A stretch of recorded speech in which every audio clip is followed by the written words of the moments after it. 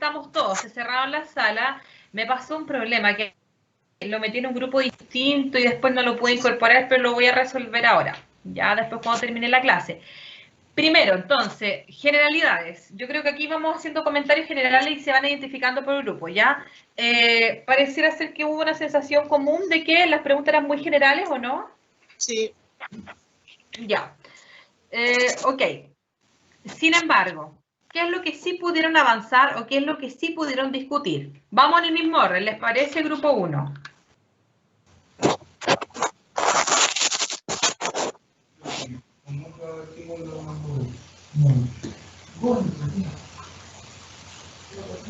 Francisco, estás con micrófono abierto, pero no te escucho a ti. Ay, disculpe. Grupo 1, Michelle, tú estás en el grupo 1, ¿quién más? ¿Vas a hablar tú misma, vocera, o se van rotando la vocería?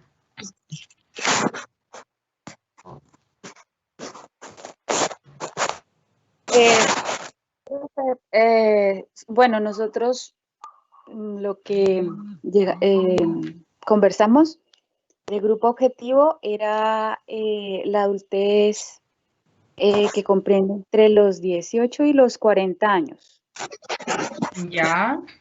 Y el objetivo, trabajar la parentalidad, o sea, la violencia intrafamiliar para mejorar la parentalidad en clase social media. Y de ahí nos surge una pregunta. Lo que pasa es que, bueno, el sistema tiene más acogida con los grupos que son más vulnerables, incluidas las políticas públicas, pero deja de lado las personas que quizá no están en una vulnerabilidad extrema o cosas así, y es un grupo que también requiere ayuda psicosocial o psicoeducativa, y queremos saber si está bien, o sea, sin dejar de lado a nadie, sino porque no se enfoca en eso. Por ejemplo, cuando una familia, no sé, tiene un problema de violencia intrafamiliar, y si no es extremo, no es acogido, y si no es de un estrato social socioeconómico bajo, entonces no hay como una derivación como tal, o un apoyo, o un organismo. Entonces, como que se tiene que ser pobre para ser acogido, la familia. Y hay familias clase media que sufren, inclusive sufren más. ¿Sí? Sí, ahora, interesante. Catherine, tienes tu micrófono activado por casualidad, ya para que lo desactives. Ángela, es interesante lo que comenta. Ya, porque lograron definir etapas del ciclo vital, ya logran definir incluso un tema, como abordar violencia intrafamiliar, pero desde la parentalidad, no desde la pareja, ya desde el rol de padre. Y hace un alcance importante, porque efectivamente si miramos las políticas públicas, políticas sociales, principalmente van a estar enfocadas en familias que se encuentran en mayor riesgo social. Ya en rigor, si pensamos incluso en el tema que tú comentas, el fenómeno de la violencia no discrimina nivel socioeconómico, ¿ya? De hecho, está presente de forma... No hay grandes diferencias. Ya en el último estudio, en el informe de infancia emanado de la UNICEF, no señala grandes diferencias entre los niveles de maltrato en nivel socioeconómico bajo o nivel socioeconómico elevado. Ya seguramente lo que va agravando, cronificando la situación, insisto, en este tema, se va sumando, es porque se van sumando otros estresores, ya que por ejemplo, si pensamos en nivel socioeconómico bajo, cesantía, lo que disminuyen los ingresos, ¿no es cierto? Menor, por ende, menor recursos para cubrir las distintas necesidades, nos podemos pillar con hacinamiento, etcétera. Ya entonces todo eso aumenta los estresores y hace en el fondo que quizás el escenario sea mucho más complejo. Pero entonces no hay grandes diferencias. Entonces de ahí es importante la reflexión que ustedes hacen. Ahora, en la intervención que ustedes van a realizar, Hoy dice que se nos va a acabar la reunión. Ah, estamos por cerrar clases. Ya, lo interesante es que pueden, lo que ustedes van a realizar, lo pueden realmente, pueden planificarlo en distintos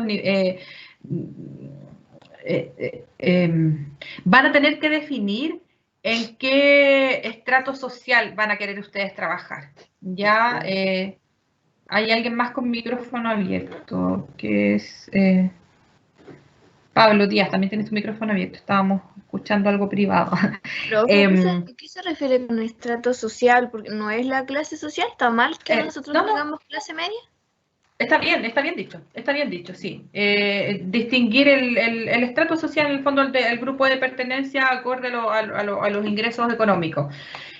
Está bien que podamos hacer la diferenciación, ya para que piensen, porque eso seguramente el diagnóstico va a ser distinto, ya la teoría y la evidencia que encuentren va a ser distinto. Por eso es importante, Ángela, me dio una vuelta larga, pero son ustedes quienes lo tienen que definir. Ya ustedes definan, ¿sabes qué? Mejor vamos a trabajar en un nivel socioeconómico elevado, ya porque en la violencia está igual, pero hay poco acceso. Entonces vamos a ofrecer un taller pensado en esa población, ¿ya? Y seguramente va a cambiar a lo mejor el lenguaje, la evidencia, ya del fenómeno, cómo ocurre en ese grupo específico, ¿ya?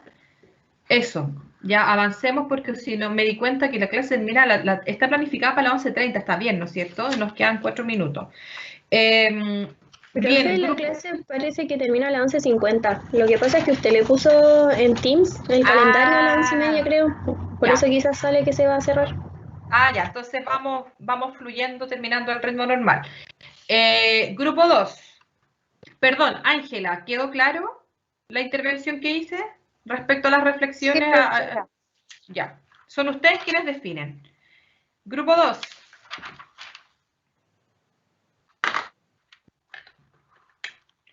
Catherine, ¿o van a cambiar de vocería?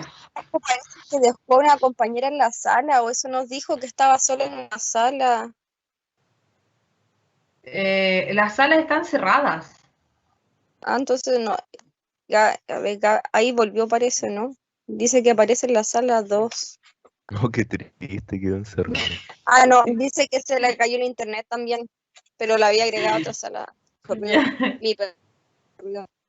Ya, no, cuando el profesor o profesora cierra la sala, todos salen automáticamente, ya, así que qué triste, no sé qué fenómeno habrá ocurrido que quedó atrapada en la sala. Ya, pero alguien que haga de vocería del grupo 2. Estábamos hablando, no pudimos concretar mucho, estábamos decidiendo recién hacerlo con adolescentes, habíamos conversado sobre violencia, pero no alcanzamos a definir mucho, la verdad. No sé si alguien de mi grupo recuerda otras ideas.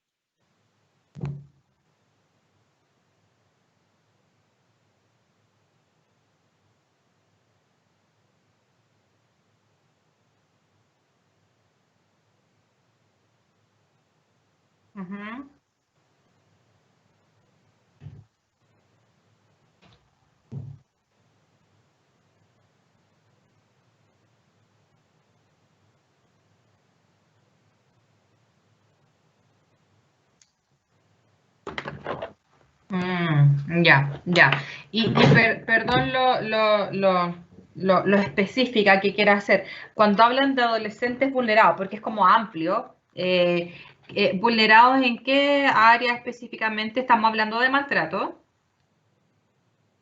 Sí, profesora, en BIF. Ya. O sea, adolescentes víctimas de malos tratos, víctimas de violencia intrafamiliar.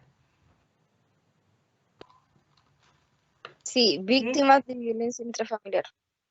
Ya, perfecto. Solo un alcance, cuando hablamos de la vulneración o de la vulneración de derechos, vamos a ir corrigiendo el lenguaje, porque la vulneración de derechos está bien que lo diga un abogado, pero la vulneración de derechos es hablar de maltrato, pero desde la esfera del derecho, ¿se entiende? Cuando nosotros hablamos de la violencia y de los efectos de la salud mental que tiene esa violencia en el ser humano, estamos hablando entonces de ser víctima de maltrato, ya que en el fondo es como lo mismo, pero desde veredas distintas.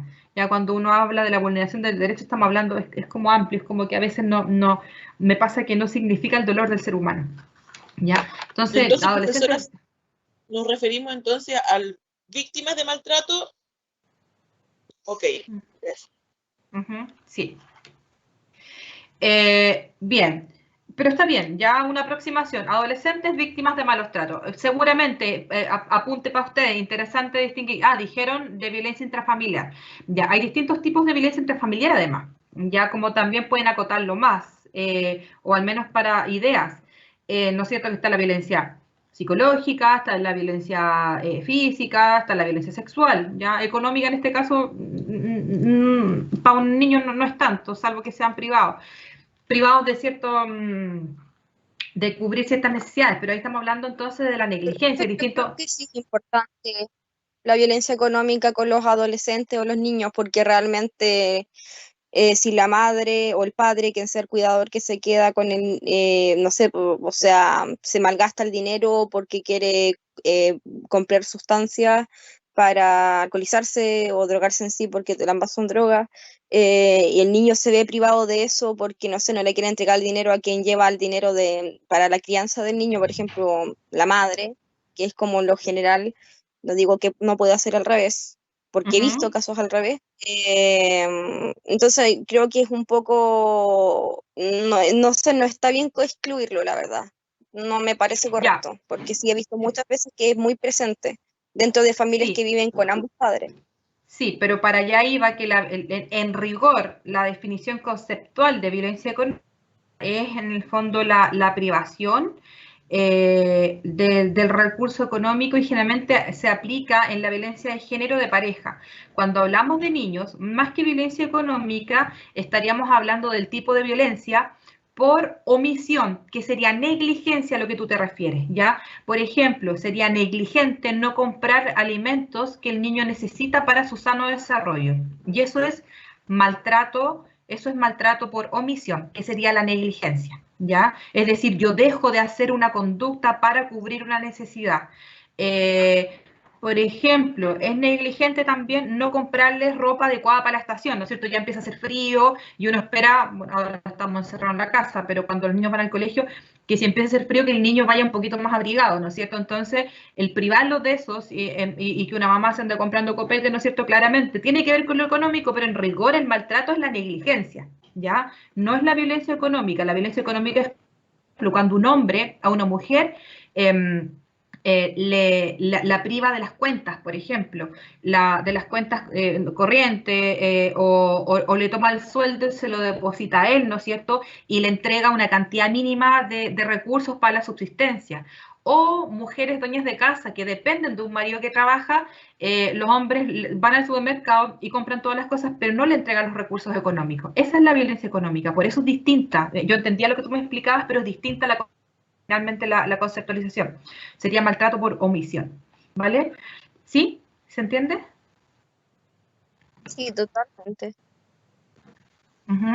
Ya, bien. Entonces, por eso ideas que vayan viendo como qué tipo de malos trato. Entonces aquí estaríamos hablando, Catherine, además de necesidades infantiles, ya, o de necesidades infantiles en el fondo de los adolescentes. ¿Qué necesita un adolescente en esta etapa del desarrollo? Como ideas para pensar, y de cómo los adultos tienen que ir también dando respuesta a eso. La negligencia también puede ser psicoafectiva, ya solo algunas ideas. Entonces, interesante el tema que puedan definir eso, además que lamentablemente en nuestro país, cuando hablamos de infancia y de adolescencia, como que va de la mano el maltrato, ya. Entonces, siempre cuando hablamos de infancia y adolescencia y suma maltrato, va a ser siempre un tema bienvenido en distintos contextos, ya sea contexto educativo, contextos vecinales, etcétera. Siempre va a ser un tema bienvenido. ¿Sí? ¿Pero a qué se refiere con la negligencia psicoafectiva? Negligencia psicoafectiva, por ejemplo, en el fondo sería, recuerden, hay un esquema que es de Barudi, que está el maltrato activo y el maltrato pasivo, ¿no es cierto? Y además está la diferenciación visible e invisible.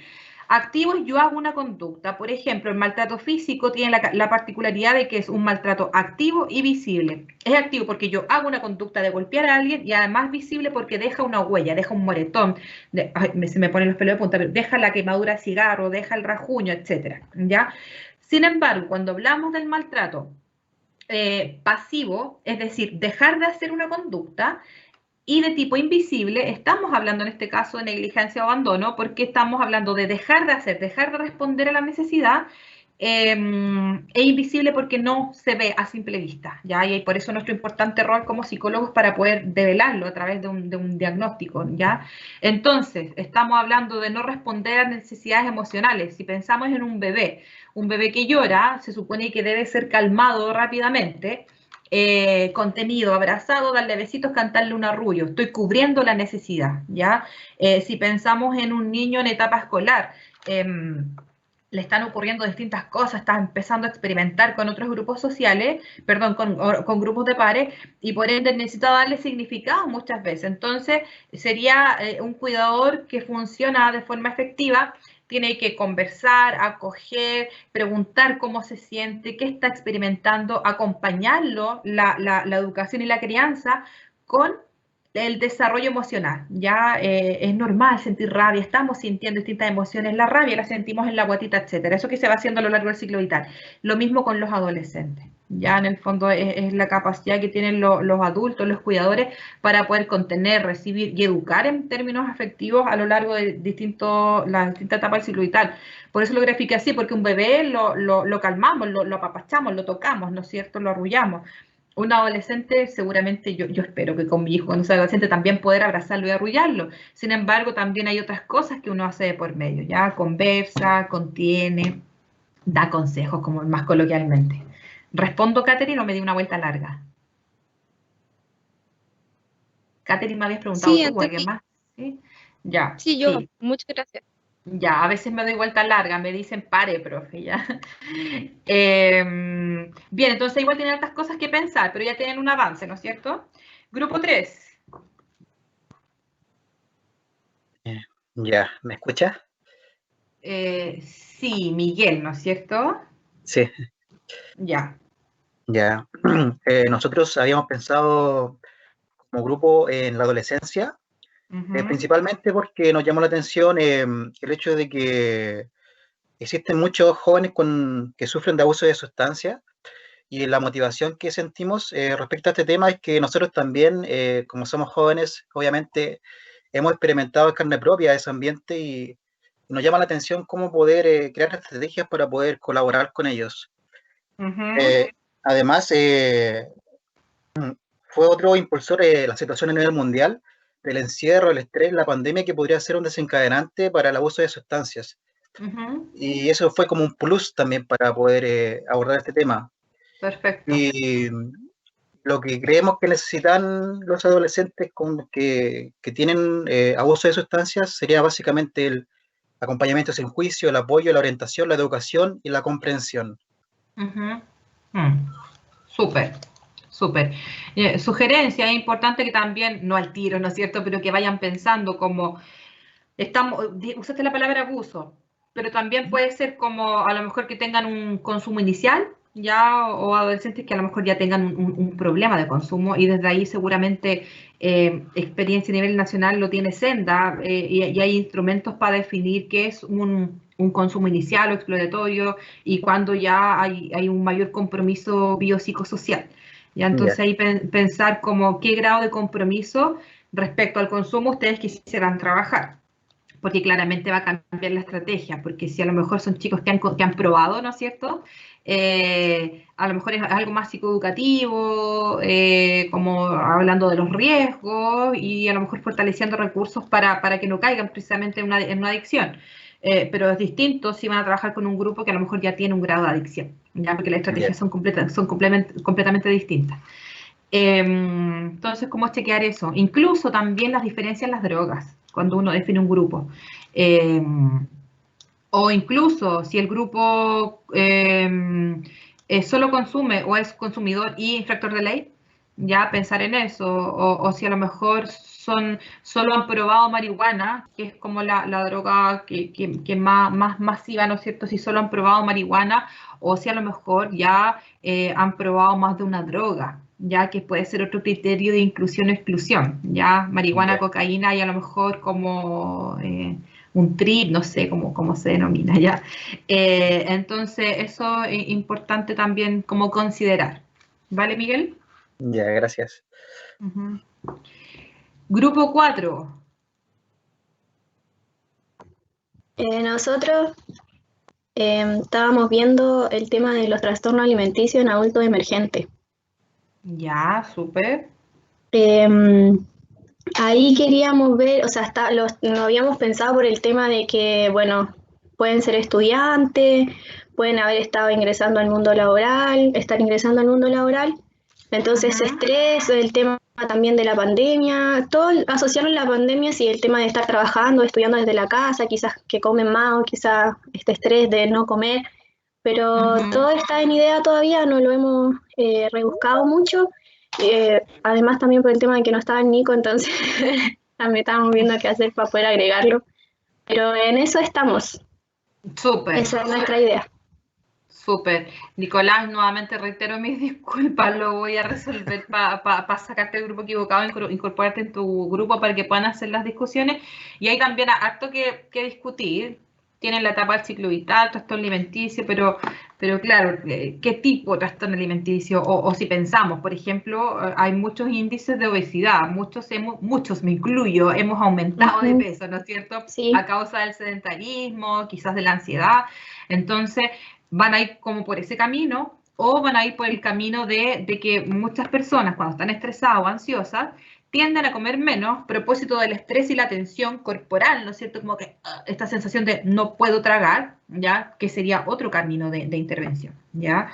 Eso, o incluso si lo piensan en población de adultos que ya tienen un problema de conducta o a lo mejor alguien que tiene interés en conocer sobre el tema, que sería más como desde la promoción de un tema específico, ¿ya? Entonces recordemos que siempre, seguramente ustedes van a estar oscilando entre la promoción, la prevención, la psicoeducación o la intervención a nivel grupal con algún grupo que ya presenta alguna problemática, ¿vale? Entonces también definir y ir mirando eso. Bien, ¿alguna duda, comentario, algo más? Yo tengo una duda, profe. Ángela. Sobre algo que usted mencionó acerca del grupo que va a trabajar con sustancias, abuso de sustancias. Sí.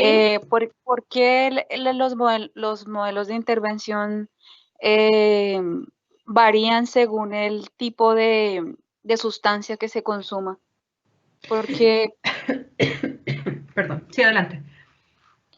No, o sea, ¿por qué? O sea, no es el tratamiento igual para todos si consumiera, no sé, marihuana, consumir pastillas o consumir cocaína o...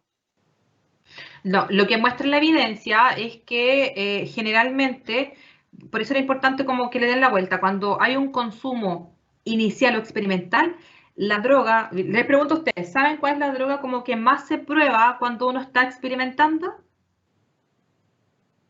Que quizás muchos de ustedes han probado. ¿Marihuana será? Marihuana, ¿no es Sí, cierto? arriba. Claro, desde una droga legal, ¿no es cierto? Entonces es distinto trabajar con una droga legal o ilegal, pero la marihuana es la más, es como lo que se denomina como la puerta de entrada para el consumo de otras sustancias. Profesora Nicolás, ay, no sé quién habló.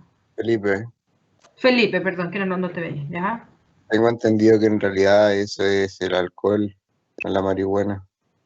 Perdón, pero que estoy haciendo la diferencia entre las legales y las no legales, ¿ya? Porque dentro de las legales, claramente el alcohol, ¿no es cierto? Alcohol y entre alcohol y cigarrillos más alcohol, pero estamos hablando de las drogas ilícitas, ¿ya? Entonces hay que hacer esa diferenciación. También es algo que tienen que pensar el grupo, ¿no es cierto?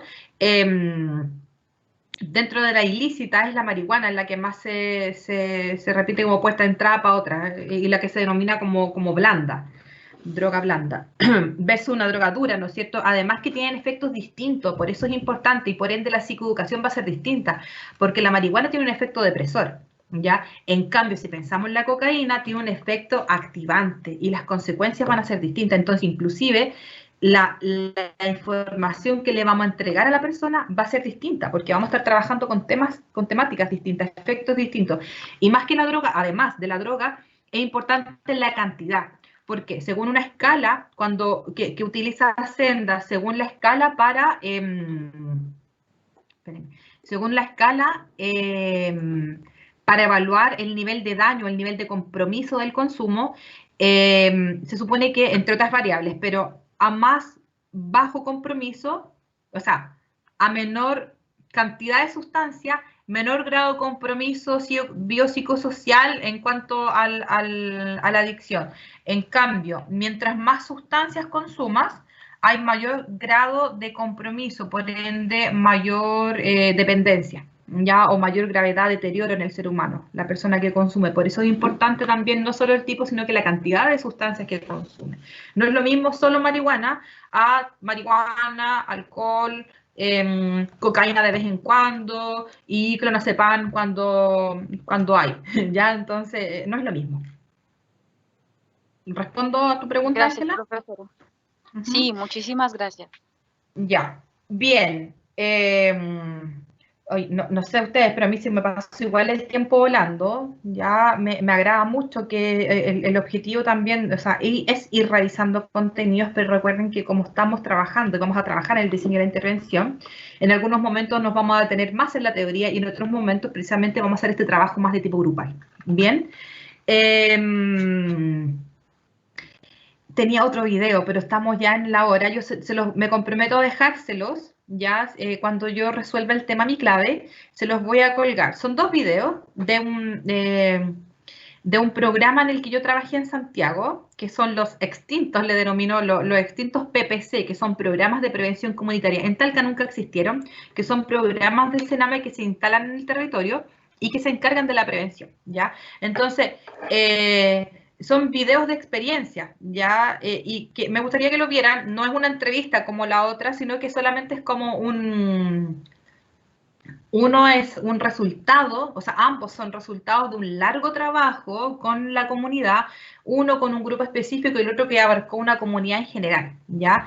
Y después me gustaría de pronto que la próxima clase partiéramos comentando y yo contándole un poco el contexto de los videos. Ambos son cortitos, uno dura a lo mejor 7 minutos, el otro 6 minutos. Hay uno que solamente muestra, ya que es como un pasacalle, y me gustaría contarles cómo se construyó ese pasacalle, qué hay detrás del pasacalle, y el otro se llama Informe Informal, ya que es como un programa de niños, o sea, un programa que se subía, pero se hicieron varios capítulos, que también era parte como de uno de los talleres del programa, ¿ya? Entonces, para que los chequen y los comentamos la próxima clase, ¿les parece?